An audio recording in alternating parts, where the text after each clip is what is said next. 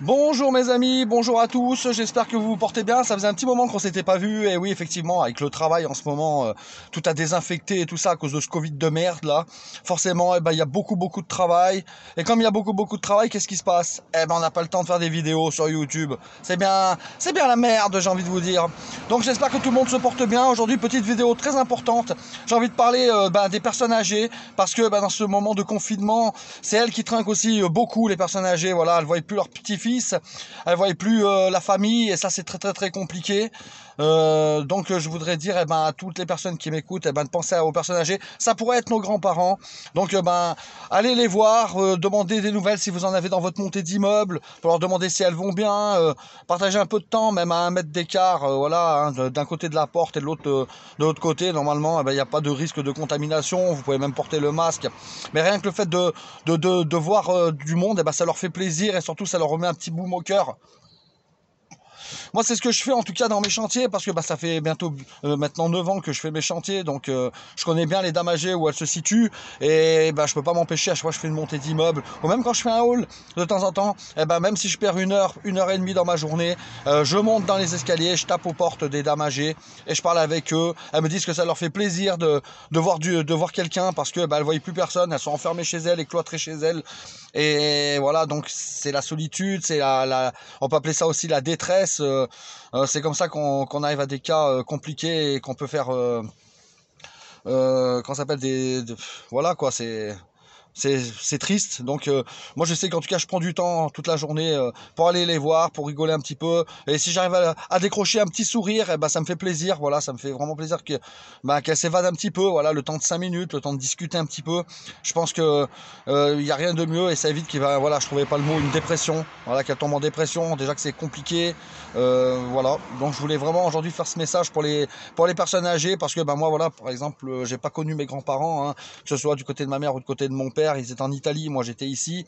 Ils sont décédés quand j'étais encore petit, donc j'ai pas eu le temps de les connaître. Et un peu quand je vais voir les dames âgées, que ce soit les dames ou les messieurs âgés, c'est un peu comme mon grand-père et ma grand-mère quoi.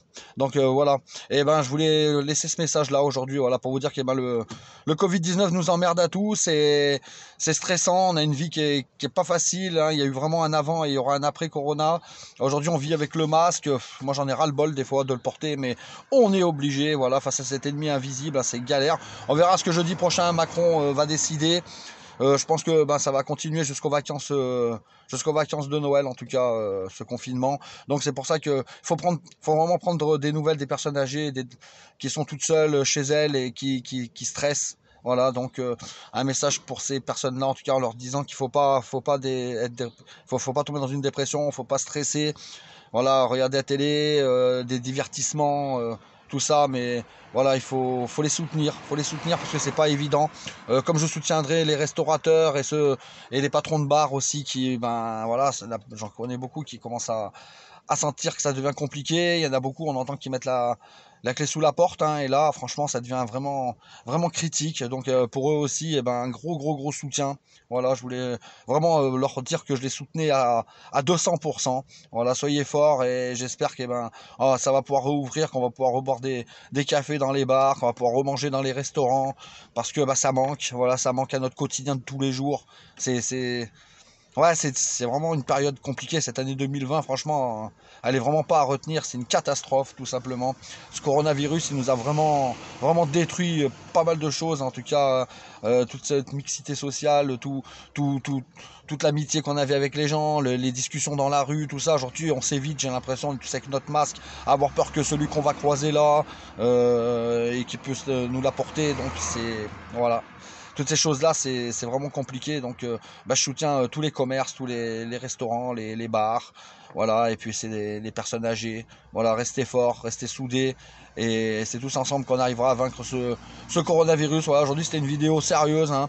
La semaine prochaine, j'espère avoir plus le temps pour vous faire quelques sketchs, tout ça. Voilà, en tout cas pour conclure cette fin de semaine, en tout cas, voilà, j'avais vraiment une pensée pour les personnes âgées, et pour tous les restaurateurs, et pour tous les patrons de bar. Voilà, et une pensée aussi à une dame qui était barbière, là, voilà, coiffeuse, qui s'est suicidée à 24 ans.